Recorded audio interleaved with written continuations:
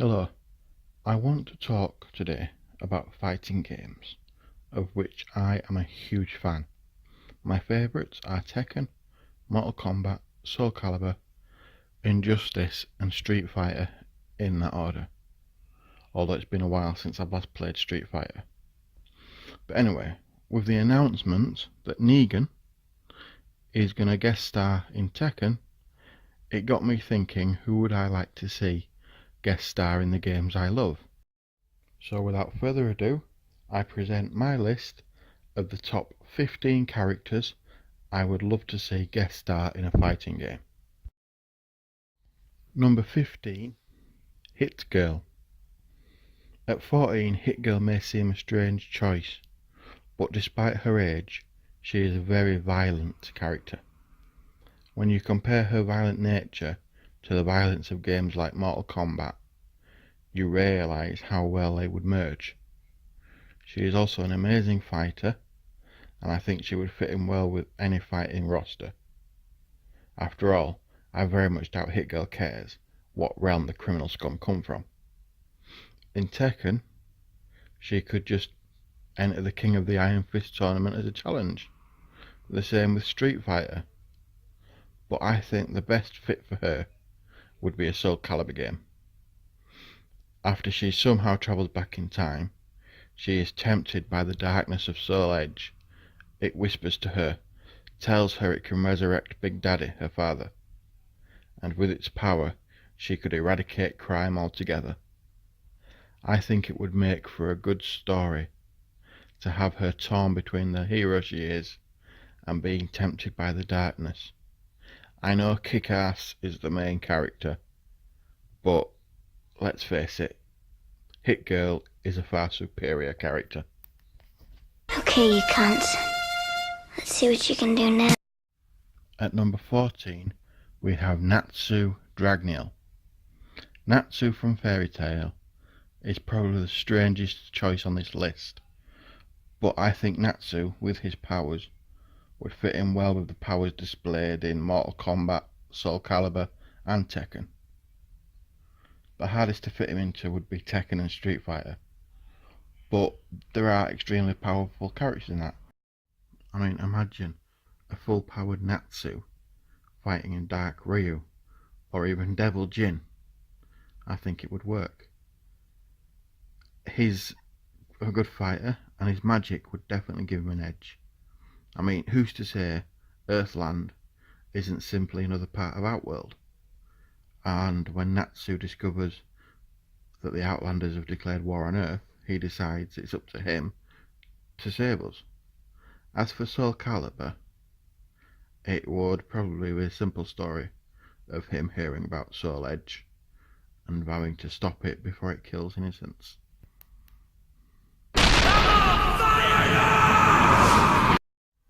Number 13, Buffy Summers.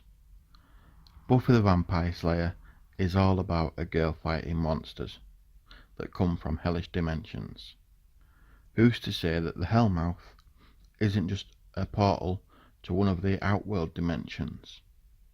With her perky smile and attitude, Slayer's strength and martial arts skills, I think she would be a perfect fit. The would-be conquerors from Outworld wouldn't know what hit them when her wise cracks would bring a new humour to the games. For Soul Calibur, it'd be a case of her watcher discovers references to the shard of the Soul Edge and how dangerous it is, so Willow whips up the spell to send Buffy back through time to find and destroy it. For both Tekken and Street Fighter, once she learns that there are beings such as Dark Ryu, Devil Jin, she joins to hunt them. Simple.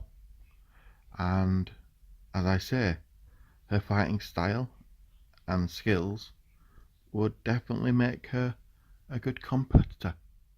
Hi, guys.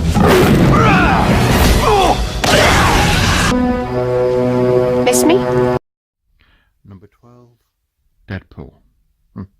Now, speaking of cocky wisecracks, Wade Wilson, the Merc with the Mouth, could have almost been created for the Mortal Kombat universe. Deadpool loves nothing more than beating up and killing people and monsters alike. His fatalities in Mortal Kombat would be epic. His combat skills would make for an awesome Tekken or Street Fighter character. And just imagine him in Soul Calibur going after the Soul Edge. With his regeneration, along with his armed and unarmed combat skills, he would be a match for any fighting game character. And let's face it, his fourth wall breaks would bring an amusing new element to the games. My stuntman's about to f you up. Number 11, Ash Williams. The Mortal Kombat franchise has already welcomed Freddy Krueger and Jason Voorhees, so I think it's time to welcome the guy who kicked both their asses. He may not be a master in martial arts, but neither are Jason and Leatherface, and they were both brilliant. With his chainsaw hand, boomstick, and his attitude towards killing deadites, I can see him kicking all the ass, after flirting with some of it.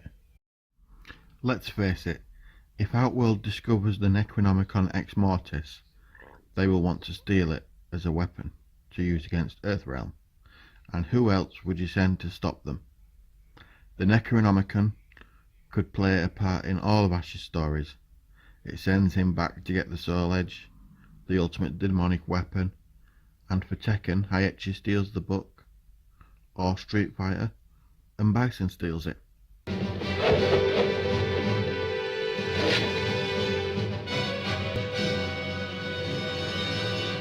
Groovy. 10. The Teenage Mutant Ninja Turtles. Originally I was going to say to put all the turtles in Mortal Kombat, but then I had a better idea. Each one is suited to a different game.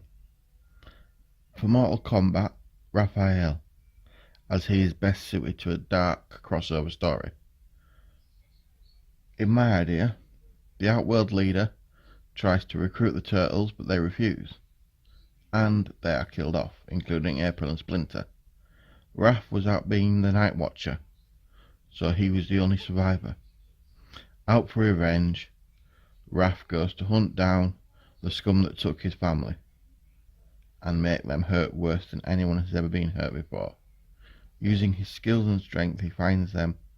When he finds out it was because they refused to betray the Earth in Mortal Kombat, Raph goes to play the game and kills every last Outworlder. For Soul Calibur, I would make it so that the leader, Leonardo, was chosen to go back and destroy the Soul Edge so nobody could use it. I'd also like to see Shredder appear in Soul Edge, as someone obviously trying to get it for himself. I would put Mikey in Tekken, as it goes with him. The cool characters in Tekken would merge perfectly with Michael's cool dude attitude. And Donatello for Street Fighter.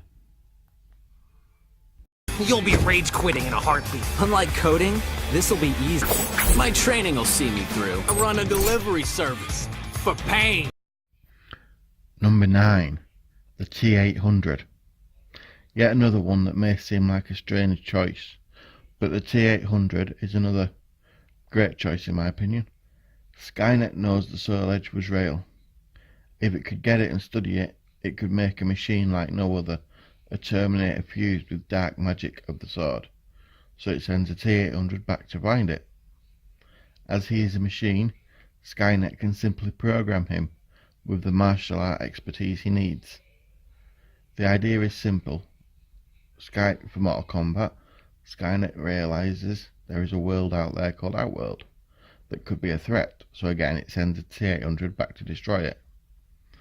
Same with both Street Fighter and Tekken. Most of these fighters become freedom fighters after Skynet takes over, so it sends T-800 back to compete in the tournaments and kill the other contestants. I mean, let's face it, if he can guest star in a WWE game, these games have to be a step up. Hasta la vista, baby. 8. Wolverine. Again, Wolverine is a character that could have been written for the Mortal Kombat franchise, as one of the few heroes who has no qualms against killing his foes. His speed, strength, regeneration and fighting skills make him a great contestant, not to mention his indestructible skeleton and claws. He could be the one-man army Earthrealm needs, as he is the best at what he does, and I want to see him do it in Mortal Kombat.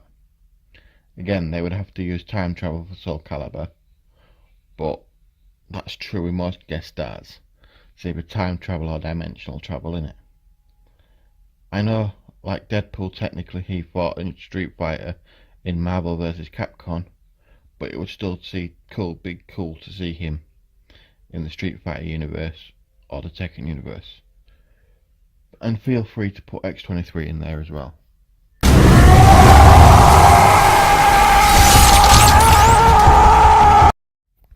Number 7. Lobo. The main man Lobo is the self-proclaimed greatest bounty hunter in the galaxy, and I think he would be another great fit for any of these games. His strength may have to be toned down for Soul Calibur, but I wouldn't think it would matter in Mortal Kombat, a game where humans can knock out gods. His way into the games is simple. He's been hired to hunt someone like Sub-Zero or Nightmare. His weapons, such as his pocket nuke and meat hooks, would make for some epic fatalities and X-ray moves using his space bike. You also don't need some bullshit like time travel MacGuffin, as Lobo has time travelled on his bike in the past. So have him hired to retrieve the Soul Edge and kill Nightmare. His hook chain could be his Soul Calibur weapon. For Street Fighter or Tekken, just have it that one of the characters has got their bounty on their head and he aims to collect. Time to liven up the joint! Number 6. Xena. Xena Warrior Princess is yet another one that may seem like a strange choice, but think about it. Think about all the people, monsters and gods she has battled, and imagine them all in their gory glory in the Mortal Kombat world. Her story arc for Mortal Kombat would be the same as Kratos's, dragged from her own time to defend Earthrealm. Another one with a mixture of skills and weapons would make her a match for all. Even in Soul Calibur, she would be dragged through time. In fact, whatever game she is in, she would need to be brought through time.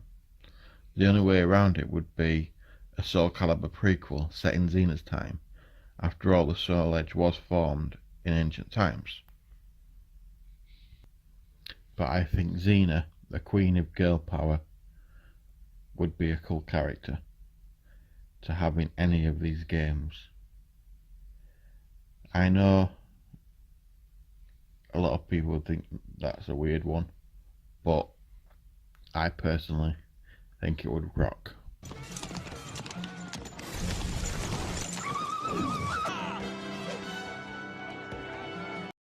Number 5. Deathstroke. Deathstroke is one of DC's deadliest fighters. He may be a ruthless, aggressive merc, but he has a code of honour, so would probably defend Earth. He is a master in most forms of armed and unarmed combat. He is a brutal strategist who never quits. I could see him helping Outworld until he discovers their plan, and then switch sides. Or simply have him hired to take out the big bad in Mortal Kombat. I can also see him being sent back in time to receive the Soul Edge. In fact, with characters like Deadpool and Deathstroke, they can be in any of these games. Simply have them hired to take someone out, and they have to compete to get to their target. For this position, I was originally going to have Bane, as Bane is my favourite of Batman's villains, but after thinking about it, I think Deathstroke would probably make a better character for these games. We hate to interrupt such poignant interspecies romance, but we have pressing business. Number 4. Richard B. Riddick. Riddick is a criminally overlooked character. People think he's just a guy that sneaks around, but he is also an amazing fighter. You don't become the most wanted man in the universe if you can't fight. In the Chronicles of Riddick, he took down the Underverse's best fighter in 2 moves. I would love to see him fighting foes like Sagat and King, if they could see him in the dark. Mortal Kombat, he would be an asset to any team, although he may end up slapping Johnny Cage. And in Soul Calibur, I would have him being seduced by the Soul Edge and killing everyone so he can have it to himself. I mean, let's face it, as cool as Riddick is, he is not a nice person. He is violent, he's a complete psychopath, but he's just the sort of psychopath you could need if Earth realm is under attack. I bow to no man, but I will take a piece of. At number 3, we have Heihachi Mishima. Heihachi has one goal in life, proving he is without a doubt the best fighter that ever lived. He's from Tekken, and he's already crossed over with Soul Calibur and Street Fighter, but I'd like to see him do it again. Mortal Kombat seems the next logical step for him. In Soul Calibur, he was the only fighter not to use a weapon, whereas most others have swords, spears and axes. At 75, he would be the oldest human in Mortal Kombat history, but possibly the strongest. The difference with Heihachi is he wouldn't care whether Earthrealm wins or loses. He's not there to protect us, he's not there to conquer us. He is simply there to prove that he is the best. He would be unlike any Mortal Kombat character we've had in the past, because they always fight for something. But for him, it's just to prove that he is better than all the other fighters. If they ever make an Injustice 3, which I hope they do, I'd also like to see him crop up there as one of the guest fighters.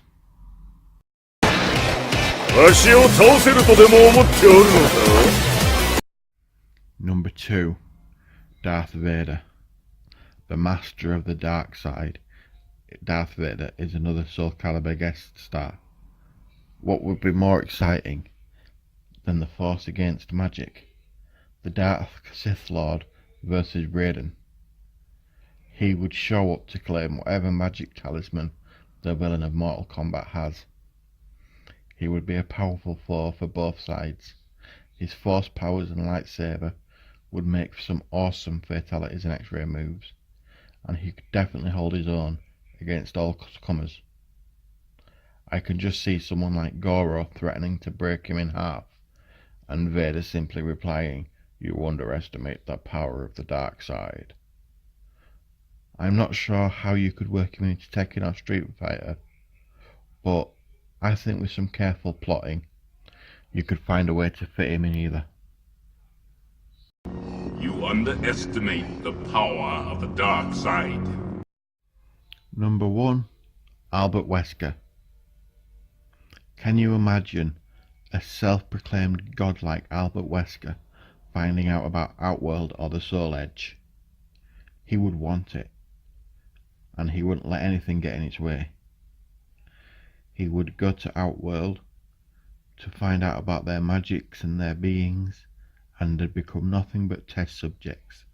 Mortal Kombat has always been a story about Outworld trying to conquer Earthrealm. Wesker would be the first character in Mortal Kombat history that's there to try and conquer Outworld. His speed, strength and durability would win out. He would never back down. He would even fight the old gods to make their power his own, and would unleash a terrifying biological nightmare upon their world, and watch them tear themselves apart. The same with Soul Calibur. Albert Wesker wants power, and that's exactly what the Soul Edge is. So he manages to travel back in time to enter the tournament and kill everybody. Again, Street Fighter, Tekken, they have characters with abilities. Dark Ryu, Devil Jin. Wesker would want to experiment on all of them to enter his goals for world domination, and he would have his way in the end.